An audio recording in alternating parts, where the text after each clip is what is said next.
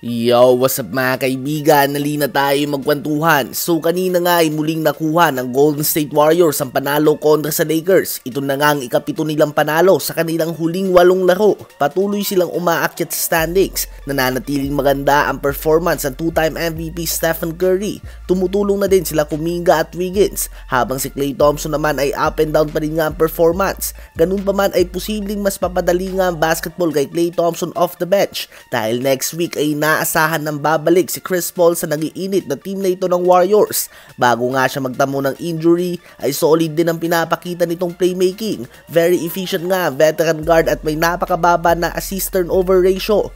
At ngayon kasama si Klay Thompson, GP2 at iba pa, papangunahan nga nila ang bench ng Warriors habang nakaupo si Stephen Curry. So definitely good news nga yan para sa multi-time champion franchise. Nagkaroon nga sila ng challenges sa season na ito. Ang injuries nila GP2 at Chris Paul, ang Kuminga situation with Steve Kerr, ang shooting struggles si Klay Thompson at ang pagkakawala ni Draymond Green. Ngunit ngayon 2 months away from finishing the regular season, unti-unti na ngang gumaganda at nakukompleto ang Warriors. Sa palagay nyo ba ay kaya nilang maiwasan ng play-in tournament?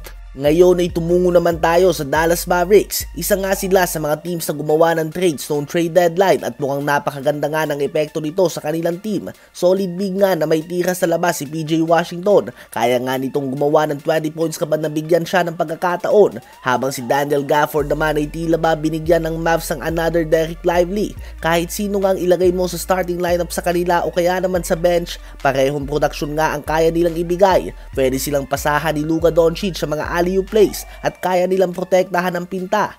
Kaya naman kanina nga ay tinalo nila ang malakas sa team ng Phoenix Suns upang makuha na ang kanilang ikapitong sunod na panalo at umakyat sa 6th seed ng West. Only a game behind sa 5th seed New Orleans Pelicans. Ito nga ay pinangunahan ng combined 70 points ng Luka Doncic and Kyrie Irving duo. Si Doncic ay nagpakita na naman ng MVP performance sa 41 points, 9 rebounds, 11 assists and 4 steals on 52% shooting sa field and 54.5% naman sa 3 points. Ito na nga ang kanyang ika-11 40-point game sa season na ito. Hindi na nga nakapagtataka kung umangat siya sa MVP ladder ngayon. Kabaliktaran nga ang nangyayari sa Mavs ngayon. Kung last season nga ay bumagsak ang record nila hanggang sa tuluyan na malaglag sa 11th seed matapos ang trade deadline, ngayon naman ay umaangat na ito. Ganun pa man ay masusubukan nga talaga sila dahil ang next 4 games sila mga kaibigan ay kontra nga sa Indiana Pacers, Cleveland Cavaliers, Toronto Raptors at Boston Celtics. At lahat nga yan ay road games para sa Mavs. Sa dikit din na standings ng West ngayon ay matalo lang nga sila ng 3 beses,